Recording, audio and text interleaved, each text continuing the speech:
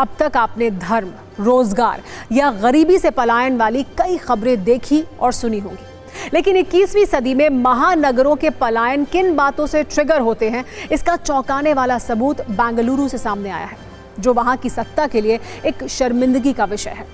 Traffic के लिए कुख्यात बेंगलुरु शहर में एक नामी कंपनी ने अपना कारोबार सिर्फ इसलिए समेट लिया है क्योंकि उसके मालिक और कर्मचारियों के लिए बेंगलुरु का जाम झेलना अब असहनीय हो गया था। इस कंपनी का नाम है ब्लैक बक, जिसके को फाउंडर ने इसकी जानकारी सोशल मीडिया पर दी तो बड़े उद्योगपतियों से लेकर बेंगलुरु में रहने वाले प्रोफेशनल्स तक विमर्श छिड़ गया है और सवाल उठे, जिस शहर से दुनिया की आईटी व्यवस्था सबसे तेजी से चलती है, उस शहर की सांसें जाम में धीमी कैसे हो गई हैं और जिम्मेदार कौन है? डिजिटल लॉजिस्टिक्स के क्षेत्र में काम करने वाली मशहूर कंपनी ब्लैक बक के को फाउंडर ने बेंगलुरु छोड़ने को लेकर क्या लिखा है, पहले आप वो देखिए। राजेश यबाजी ने लिखा कि आउटर रिंग रोड यानी ORR बलेंदुर उनके लिए पिछले 9 वर्षों से ऑफिस और घर जैसा रहा है, लेकिन अब यहाँ काम करना बहुत मुश्किल हो गया है। इस वजह से उन्होंने यहाँ से जाने का फैसला किया है। इस फैसले के साथ उन्होंने जो वजह बताई, उसके अनुसार कंपनी में काम करने वाले सहकर्मियों का वन वे औसत आवागमन 1.5 घंटे से ज्यादा है। बेंगलुरु की सड़कें गड्ढे और धूल से भरी हैं और उन्हें सुधारने की कोई नीयत भी नजर नहीं आ रही है।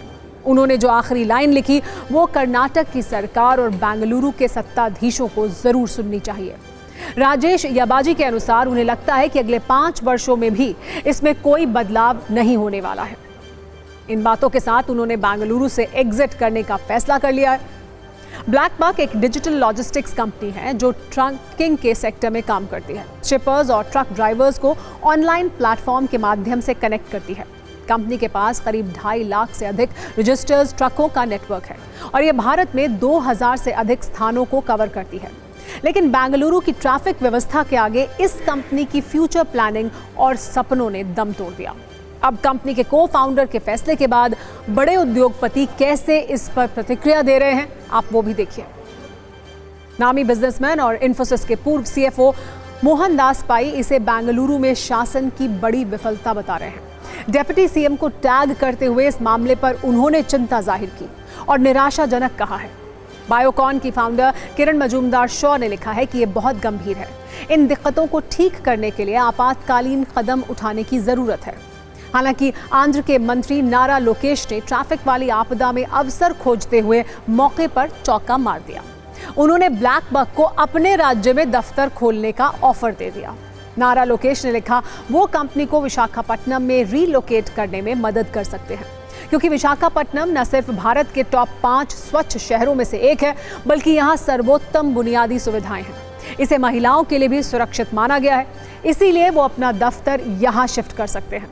लेकिन आज विमर्श का विषय ये नहीं है कि ब्लैक बक नया दफ्तर कहां पर खोलेगी, बल्कि विषय यह है कि आखिर जो बेंगलुरु दुनिया के आईटी सेक्टर को बूस्टर डोज देता है, उसकी खुद की इम्यूनिटी भीषण ट्रैफिक जाम की वजह से खत्म कैसे हो रही है और कैसे बेंगलुरु का अर्बनाइजेशन मॉडल उसकी विफलता का प्रतीक बन रहा है। वैसे जब बात बेंगलुरु के ट्रैफिक की हो रही है तो आज हम कर्नाटक के deputy CM DK Shiva Kumar का एक बयान आपको याद दिलाना चाहेंगे, जो उन्होंने इसी साल फरवरी में एक इवेंट में दिया था। जब उनसे बेंगलुरु के ट्रैफिक को लेकर सवाल किया गया था तो उन्होंने कहा था, बेंगलुरु की ट्रैफिक समस्याएं इतनी गंभीर हैं कि भले ही भगवान नीचे आ जाएं और सड़कों पर चलें, लेकिन अगले 1, 2, 3 वर्षों में भी कुछ नहीं बदलने वाला है। और अब अपनी इन बातों से सिस्टम की नीति और नीयत का अंदाजा आसानी से आप भी लगा सकते हैं।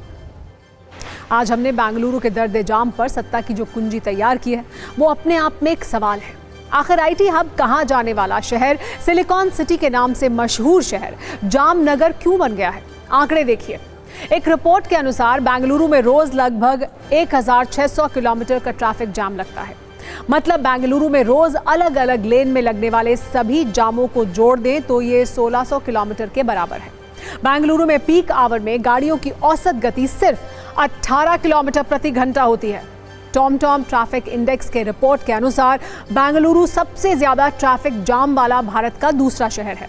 यहाँ सिर्फ 10 किलोमीटर जाने में कम से कम 34 मिनट का समय लगता है। इसके अलावा एक रिपोर्ट ये भी बताती है कि ट्रैवल टाइम के लिहाज से बेंगलुरु दुनिया का तीसरा सबसे धीमा शहर है। उसके आगे सिर्फ कोलंबिया का बोरनक्विला और भारत का कोलकाता है। इसीलिए बेंगलुरु के लोगों का दर्द है कि उनकी जिंदगी का एक बड़ा हिस्सा जाम में ही कट रहा है, और ये संघर्ष किसी एक दिन का नहीं बल्कि रोज का है। आंकड़े बताते हैं कि बेंगलुरु के लोग हर साल जाम में अपनी जिंदगी के 117 घंटे बर्बाद कर देते हैं, जो 5 दिन के बराबर है। इस लिहाज से अगर 60 साल की उम्र का पैमाना माना जाए तो उसकी जिंदगी के 1 साल बेंगलुरु के जाम में खत्म हो जाएंगे। इसके अलावा बेंगलुरु में जाम इतनी बड़ी समस्या है कि हर वर्ष उसे 20,000 करोड़ रुपए का नुकसान सिर्फ इसीलिए होता है। लेकिन आपने मन में एक सवाल होगा, आखिर ऐसा क्यों है? आखिर बेंगलुरु का ये दर्द जाम खत्म होने की जगह बढ़ता क्यों जा रहा है? तो इसकी वजह है बेंगलुरु की कुल जमीन में सड़कों का हिस्सा सिर्फ 8% है, लेकिन गाड़ियां बढ़ती जा रही हैं। रिपोर्ट के अनुसार बेंगलुरु में गाड़ियों के बढ़ने की रफ्तार सड़कों से ज्यादा है। अप्रैल 2025 तक बेंगलुरु में गाड़ियों की संख्या 1 करोड़ 20 लाख से ज्यादा थी। इसमें भी बड़ी संख्या में कार हैं। 2020-21 में बेंगलुरु में 20 लाख रजिस्टर्ड कारें थीं, जो अप्रैल 2025 तक 25.5 लाख हो गईं। यानी इस दौरान कारों में 27.5% की वृद्धि हुई। दूसरा कारण यह है कि बेंगलुरु में आबादी तो बढ़ी, कंपनियां भी बढ़ी, लेकिन पब्लिक ट्रांसपोर्ट उस स्पीड से नहीं बढ़ा। सिर्फ सड़कों पर गाड़ियों की लाइन बढ़ती गई। बेंगलुरु मेट्रोपॉलिटन ट्रांसपोर्ट कॉरपोरेशन के अनुसार बेंगलुरु में 2011-12 में करीब 6,064 सरकारी बसें थीं, जो 2025 में सिर्फ 6,835 ही हुई। यानी करीब 12 से 13 वर्षों में भी सिर्फ 12,500 का इजाफा हुआ। आज आपको ये भी जानकारी बड़ी हैरान कर देगी कि जो बेंगलुरु कर्नाटक की जीडीपी में बहुत बड़ा योगदान देता है, कैसे उसकी किस्मत में सिर्फ जाम आता है। रिपोर्ट के अनुसार कर्नाटक का ग्रोस स्टेट डोमेस्टिक प्रोडक्ट यानी अभी 28 लाख से ज्यादा है, और इसमें बेंगलुरु का योगदान 40% से भी ज्यादा है। और सोचिए, इतने योगदान के बाद बेंगलुरु के लोगों की किस्मत में रोज जाम से जूझना और समय की बर्बादी ही लिखी है। अब हम आपको बेंगलुरु की उस आउटर रिंग रोड पर भी लेकर चलते हैं, जहां ब्लैक बक का ऑफिस था, लेकिन वहां के ट्रैफिक जाम में कंपनी के अरमान तड़प तड़प कर खत्म हो गए। आउटर रिंग रोड इलाके में करीब 500 से ज्यादा कंपनियां हैं, और यहां करीब 10 लाख लोग रोज काम पर आते हैं।